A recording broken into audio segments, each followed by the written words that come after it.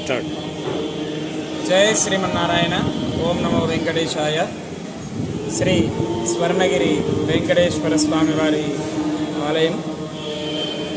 ఈ స్వామివారు ఎంతో అంగరంగ వైభవమైనటువంటి దివ్య అనుగ్రహాన్ని కలిగిస్తూ స్వామి ఇక్కడ మానేపల్లి హిల్స్ స్వర్ణగిరి క్షేత్రంలో స్వామి వెలసి అందరి భక్తుల్ని కూడా అనుగ్రహిస్తున్నాడు. మానేపల్లి వ్యవస్థాపకులు మానేపల్లి రామారావు గారు, వారి కుటుంబ సభ్యులు స్వామి యొక్క దివ్య అనుగ్రహంతో ఈ యొక్క ఆలయాన్ని గత కొన్ని సంవత్సరాలుగా నిర్మిస్తూ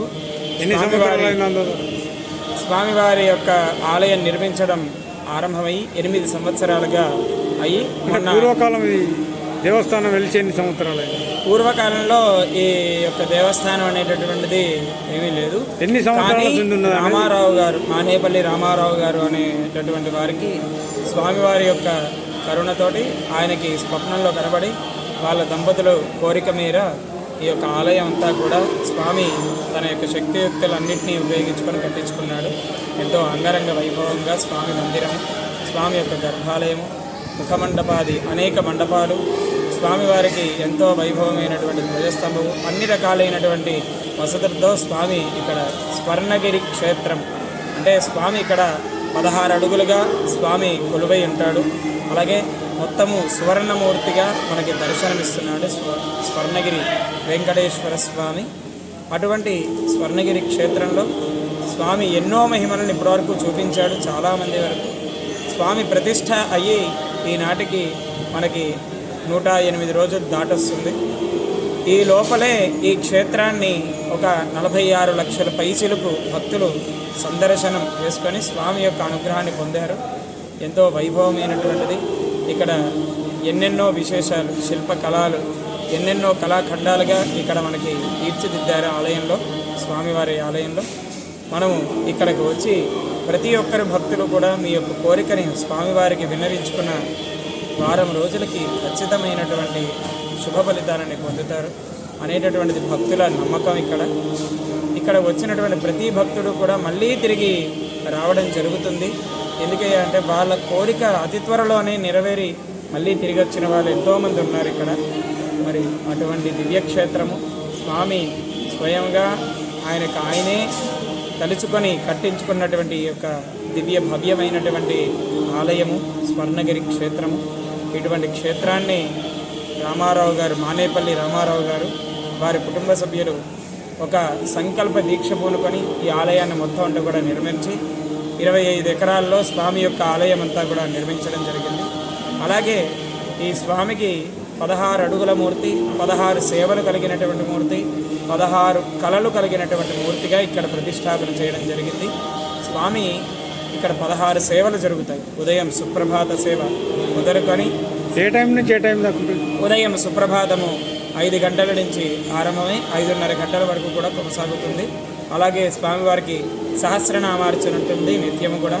అది 7 గంటల నుంచి 7:30 గంటల వరకు కూడా కొనసాగుతుంది. అలాగే స్వామివారికి ప్రతి బుధవారము అష్టదళ పాదపద్మార్చన అనేటటువంటిది జరుగుతుంది. స్వామివారికి బంగారు పుష్పాలతోటి అర్చన చేయడం ఉంటుంది.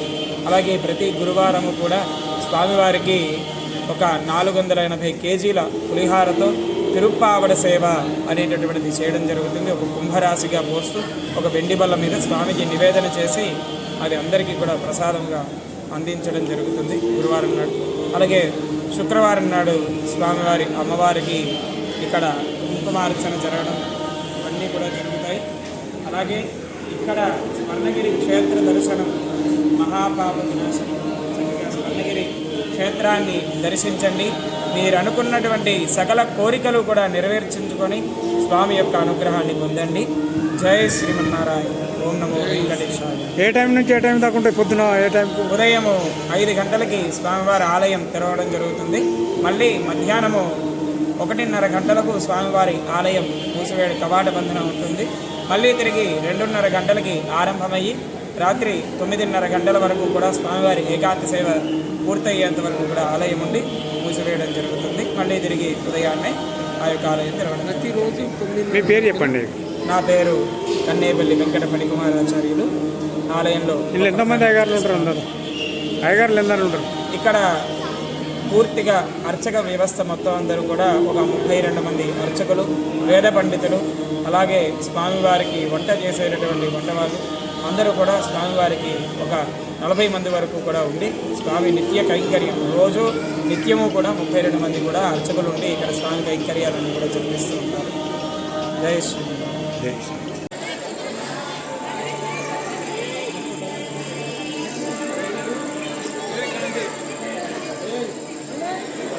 జనానికి అలా మిక్స్ చేసి పెట్టు మొత్తం. అది ఇది రెండు పెట్టు. ఒక్కసారి మనం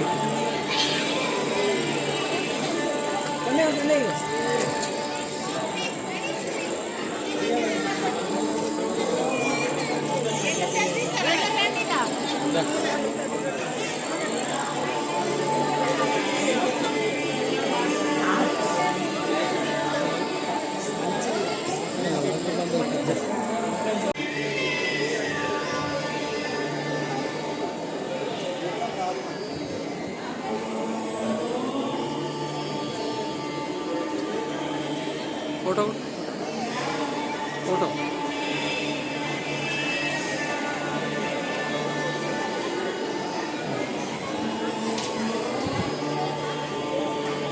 సంతం తీసుకో, దేవుడు ఫోటో తీసుకో.